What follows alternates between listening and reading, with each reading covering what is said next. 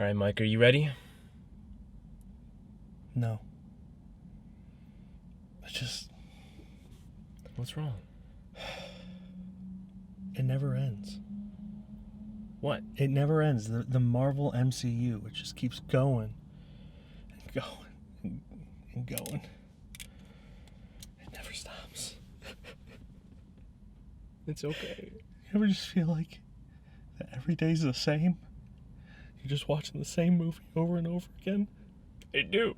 I'm here with you. It cheapens her death, damn it! Spoiler alert. It cheapens her death in Endgame! Spoiler alert. Dear God. Death doesn't matter.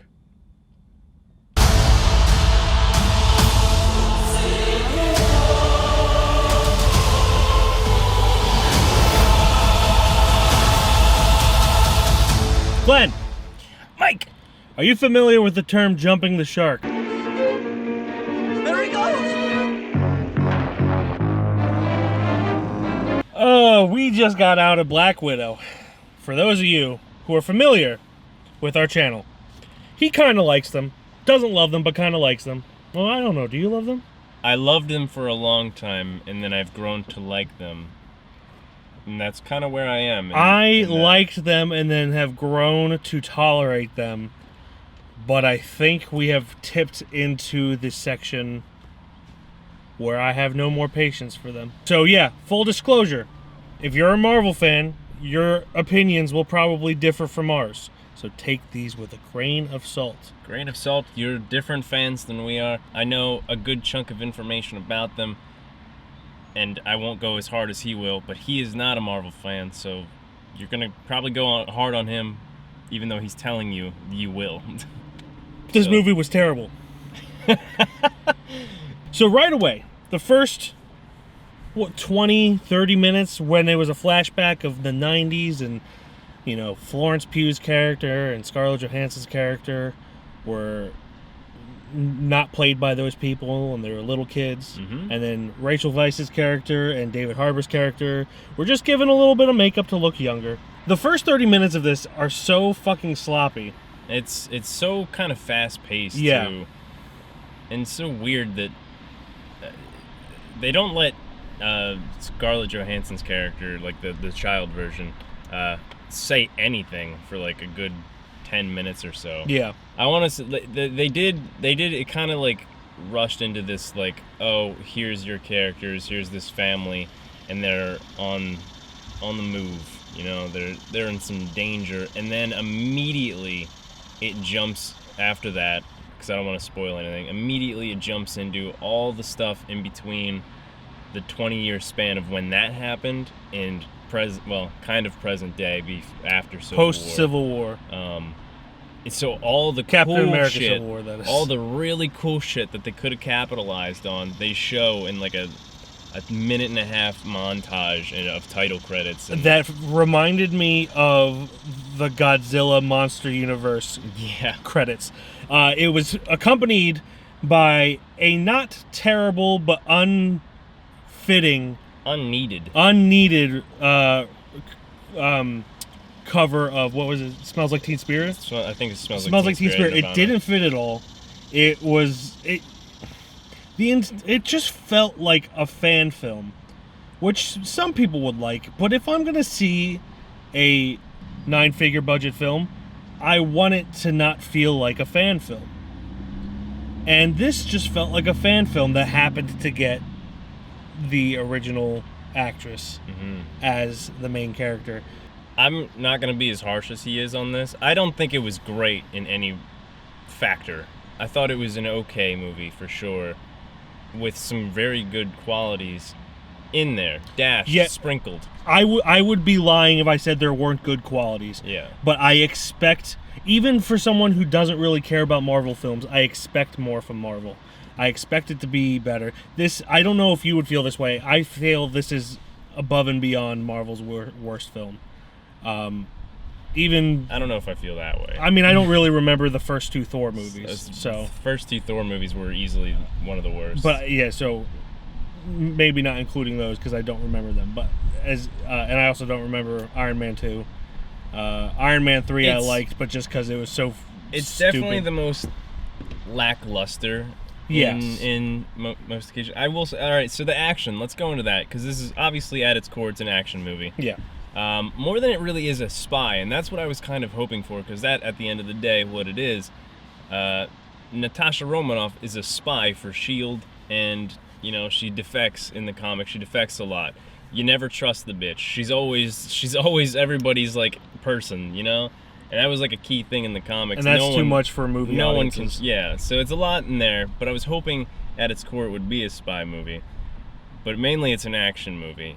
And a lot of the action, they do a lot of weird cutting, and like where it would look really cool in these long takes. Like all the choreography would have been really dope, but they cut it so weirdly, and it's not very fun.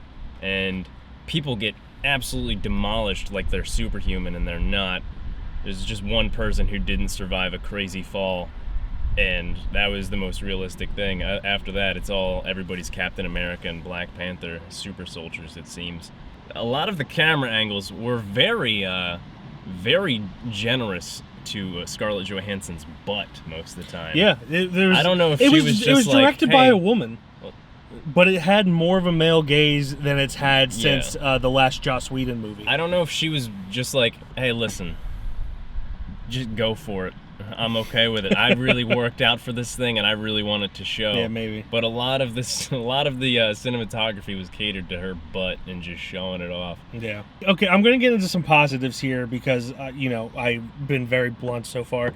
There are enjoyable parts of this. Florence Pugh's character in general, who looks like she's going to be replacing...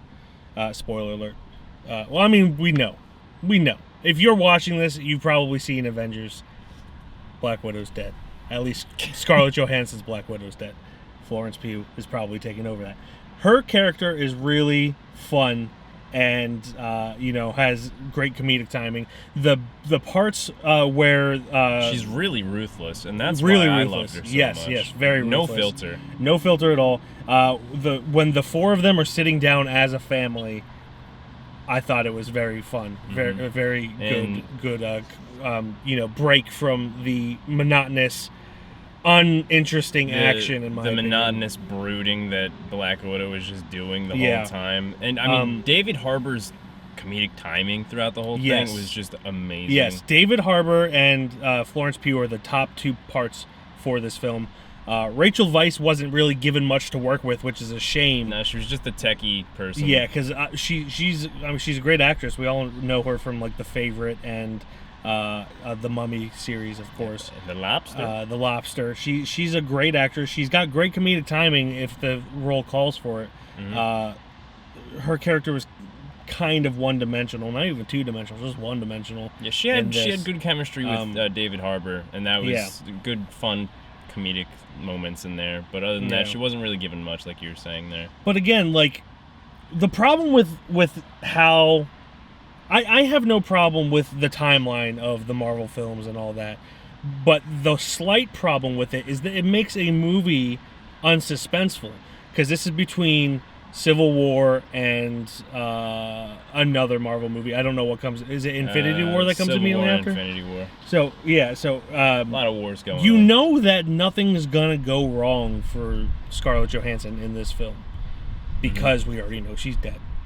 We know that she was fine after Civil War, and we know that nothing really changed with her. There's no question about her hair died. Her hair got dyed way later in the movie than I expected. Yeah, and it's just when you make films like that, when you make a series of films like that, it makes everything else just completely pointless and unsuspenseful, uninteresting. You're just kind of waiting for it. Like if this were an hour and a half film, I probably wouldn't have even thought about that.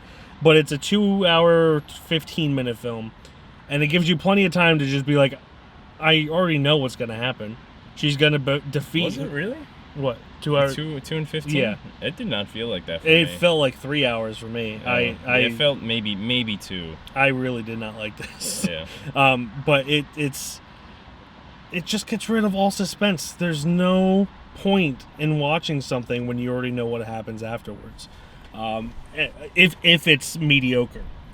And this wasn't even mediocre, in my opinion. This was just straight bad. It's sloppy filmmaking, sloppy editing. Mostly it's the editing. And with sprinklings of, a nice family dynamic.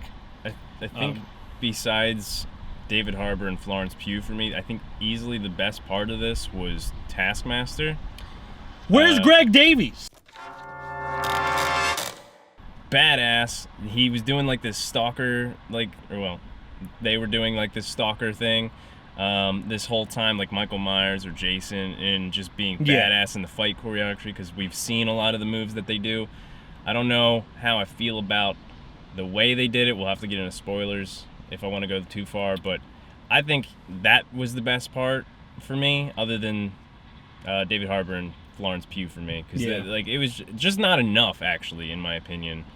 I'd agree. And funnily enough, the thing that was I don't want to say was bad, but was the least interesting part of it was Scarlett Johansson character, the titular character. She was just brooding the whole time. She was brooding. It was so boring. You could tell she phoned it in, because for her it was probably over with Endgame. Well, this is even her last movie too. Even as a non-Marvel fan like me, the scene in Endgame was pretty powerful. I was like, okay, this is the first time the Russo brothers have actually made something emotionally compelling. Mm-hmm.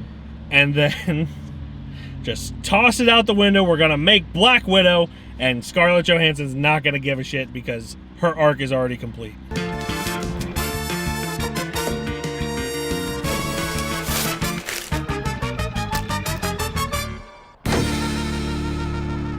Taskmaster. Not Greg Davies. They threw a loop for us, or at least for me. Taskmaster is now a chick, which is fine and all. And they made it like this like director of the Red Room. It's a daughter. Like, she blew up a whole building. Somehow the daughter and that guy survived. Did they ever really explain that? How they both survived? Nope. The girl, the daughter of the director, got absolutely... It is lazy filmmaking at its finest. Her face is all like... She gets engulfed in flames, but yet only half of her face is gone. Do. Yeah, they and both do. He's perfectly fine. He's perfectly fine, and she only has half body burns. And then like he puts a chip in her head, and she becomes this taskmaster, this person who's just analyzing everybody's moves and just on the hunt. She's now an agent. He just made her daughter an agent. But I don't know if it's her actually learning those moves, or because the helmet, the suit, everything about the character looked awesome. The helmet was like it analyzed everybody's moves. So I don't know if it's like she's doing that, or if it's like what the hell's going on. They should have made this movie a prequel, and I scooted over to Mike at a certain point during it, because Scarlett Johansson is just obsessed with like her mother in this movie. Like, none of her family that is in this movie is real. None of them are actual blood or anything like that. And she wants to know. She's like, you guys aren't my actual family, and she makes sure they know that multiple times. And none of you are my family. Not thinking about their feelings. Yeah, the Avengers are my family. None of you are real. Blah blah blah. This is all made up and fabricated by the Russian symbiotic love of our nation. But at a certain point, she's walking up to the director, she's trying to punch him in the face. She can't. She's like, you tell me who my mother is. And this is where I turned, and I was like, this would have been great for a prequel, because if he would have been like Natasha Romanoff, and we just didn't know Black Widow's name at the time, she could have taken that name and just gone on to the next couple movies, being like, my name is Natasha Romanoff. That's my mother's name. But no, we still don't know who her mother is. She didn't matter this whole time, and it was just a lot of brooding, kind of for nothing still. And then at the end, she realizes who her real family is. And yes, it is the Avengers, but it's also the people that were fabricated in front of her. Technically speaking, it was the worst Marvel film I've seen in a long time that I can remember. It just sloppy all around, sloppy filmmaking. Things just looked fake, and Marvel every now and then has elements that look fake. But this whole movie felt more like a DC movie, in my opinion. It just looks green screen and fake, and There's a lot of explosions going on. There's a lot of Yeah. trust in people who were just trying to kill you.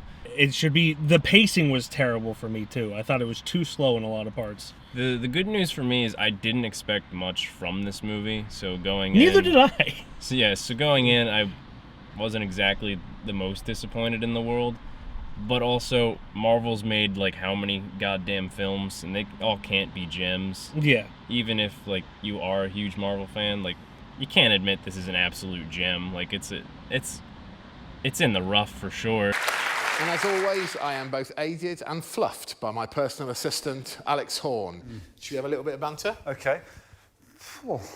I went into this with no expectations and somehow received lower quality than my no expectations. Don't know how that happened, but it happened. But I'm sure Marvel fans are going to be a lot more forgiving because it's more to their universe. And again, I am not the audience for this, so you shouldn't listen to me if you like Marvel.